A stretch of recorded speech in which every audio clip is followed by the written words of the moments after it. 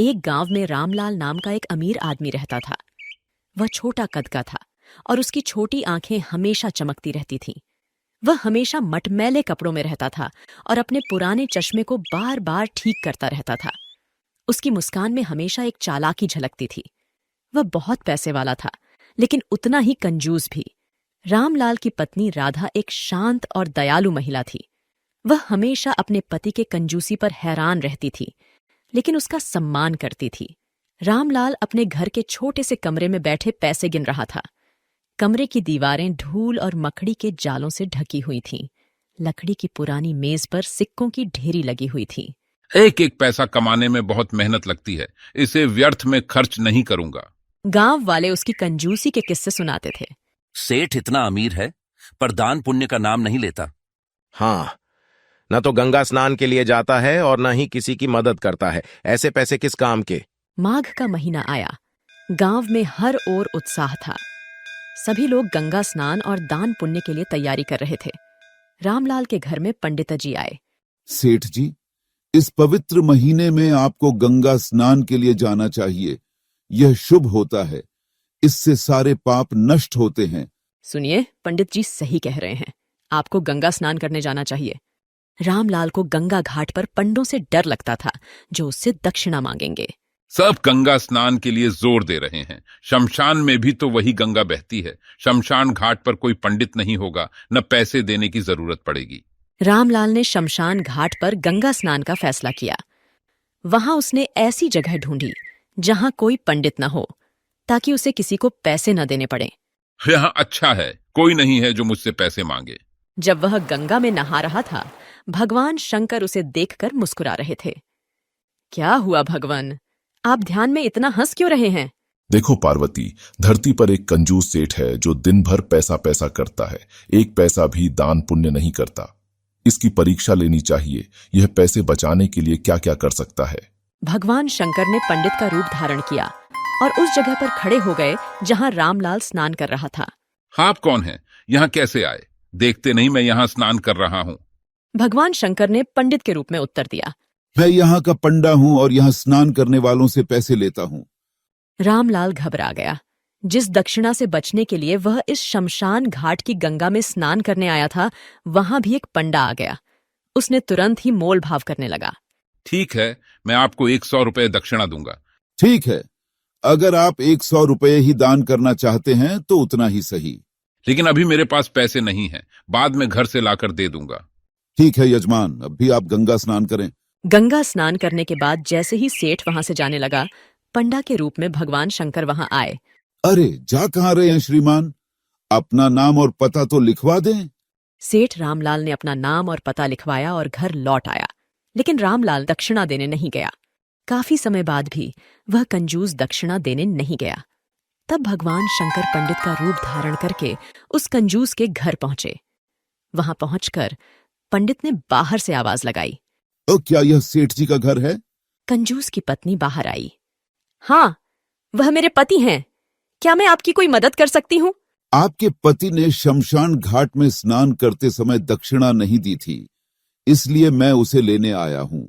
जब सेठ की पत्नी ने अंदर जाकर अपने पति को सब बताया, रामलाल ने अपनी पत्नी से कहा कि वह पंडित को बता दे कि वह घर पर नहीं है।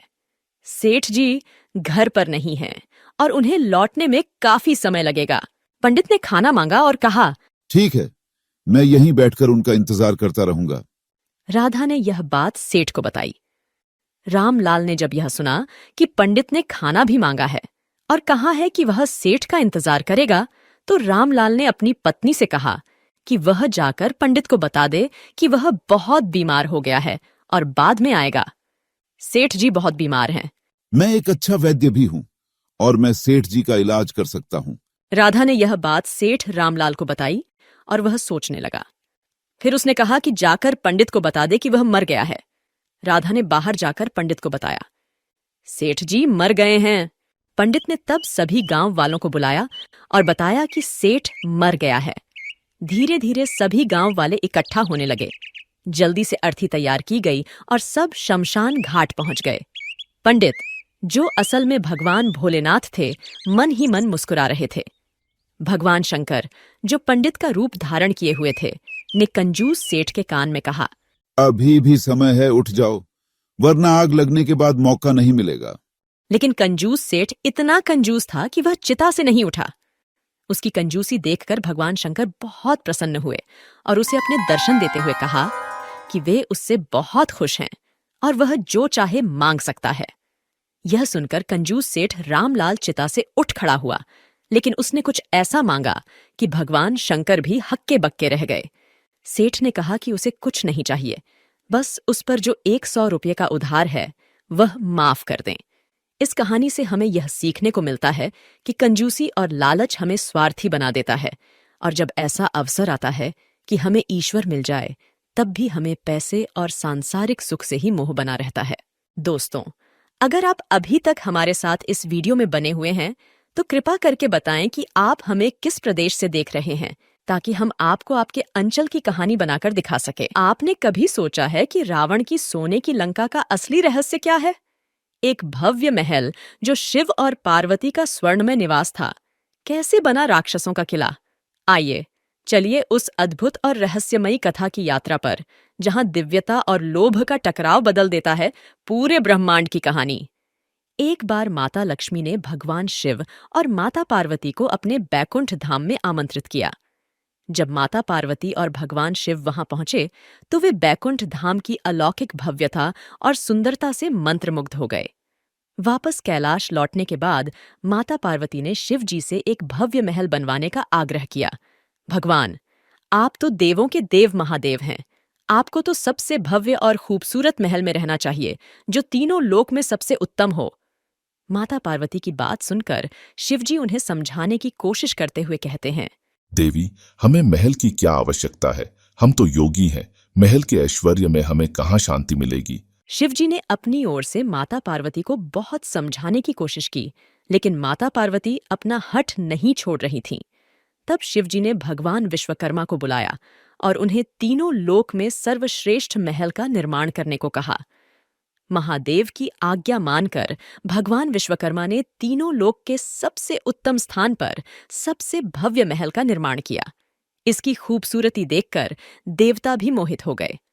अब माता पार्वती ने जब भगवान शिव से महल में प्रवेश करने को कहा तो शिवजी ने कहा, देवी, महल में प्रवेश से पहले विधिपूर्वक गृह प्रवेश पूजन अनिवार्य है।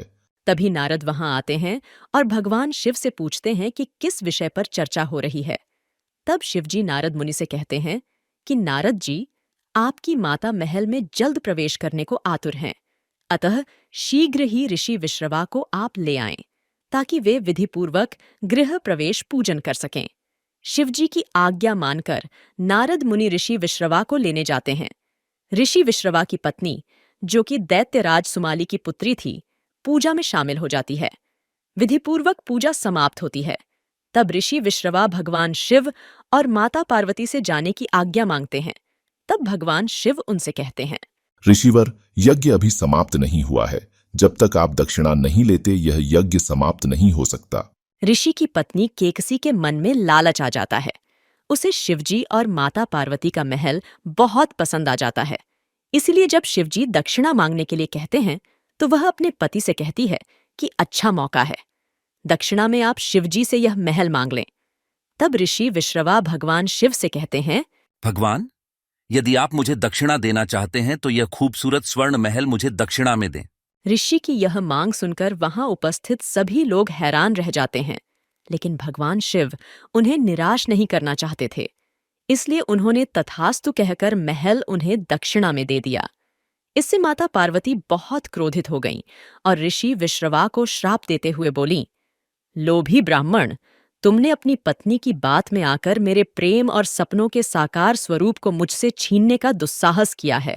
इसलिए मैं तुम्हें श्राप देती हूं कि तुम इस महल का सुख नहीं भोग पाओगे। एक दिन महादेव का अंश इस महल को जलाकर इसकी शोभा मिटा देगा और तत्पश्चात तुम्हारे कुल का सर्वनाश हो जाएगा। ऐसा कहकर सभी देवी देवता अंतर्ध्यान हो जाते हैं। ऋषि विश्रवा भी महादेव को खुश करने के लिए अपने आश्रम में यज्ञ करते हैं। कुछ दिनों बाद ऋषि विश्रवा की दूसरी पत्नी के पुत्र कुबेर तपस्या पूरी कर पिता के पास आते हैं और कहते हैं, पिताश्री, मेरी तपस्या सफल हुई, मुझे आशीर्वाद में यह पुष्पक विमान मिला है और ऋषियों की भविष्यवाणी के अनुसार मैं दक्षिण दिशा में एक समृद्ध द्वीप पर अपना राज्य स्थापित करूंगा। कुबेर की बात सुनकर ऋषि विश्रवा उनसे कहते हैं, पुत्र, तुम मेरे ज्येष्ठ पुत्र हो। मुझे भगवान शिव से दक्षिणा में लंका का भव्य महल मिला था। उस पर तुम्हारा अधिकार है। वहीं रहकर तुम अपना राज्य चलाओ। परंतु वह महल माता पार्वती से श्रापित है। आपकी शिव भक्ति और आशीर्वाद से श्राप का असर खत्म हो जाएगा पिताजी। इससे केकसी बहुत क्रोधित होती है, लेकिन कुछ कह नहीं पाती। कुबेर लंका में रहकर अपना राज चलाने लगते हैं। कुछ सालों बाद केकसी के पुत्र रावण की तपस्या सफल होती है और उसे सर्वशक्तिमान होने का आशीर्वाद प्राप्त होता है। तब वह आश्रम में आकर अपने माता पिता से आशीर्वाद लेते हैं। तभी केकसी रावण से कहती है, पुत्र रावण, तुम सर्वशक्तिमान हो। तुम्हें अब विश्व विजयी बनना चाहिए और पुत्र, लंका पर तुम्हारा आधिपत्य होना चाहिए। इसलिए अपने सौतेले भाई कुबेर से लंका जीत लो। माता की बात मानकर रावण लंका जाते हैं और कुबेर से लंका पर अधिकार जमाने की बात करते हैं। तब कुबेर कहते हैं, रावण, तुम मेरे अनुज हो, अतः लंका पर जितना अधिकार मेरा है उतना ही अधिकार तुम्हारा भी है। नहीं कुबेर, लंका केवल मेरा होगा। मैं तुमसे लंका जीतकर प्राप्त करना चाहता हूं, न कि दान में। इस पर कुबेर बिना युद्ध किए ही रावण के सामने अपनी पराजय स्वीकार कर लेते हैं और लंका छोड़कर चले जाते हैं। तब से लंका पर रावण का आधिपत्य हो गया और वह लंकापति बन गए। कहते हैं कि बाद में माता पार्वती के श्राप का ही असर था कि भगवान शिव के अंश हनुमान ने स्वर्ण लंका को जला दिया था।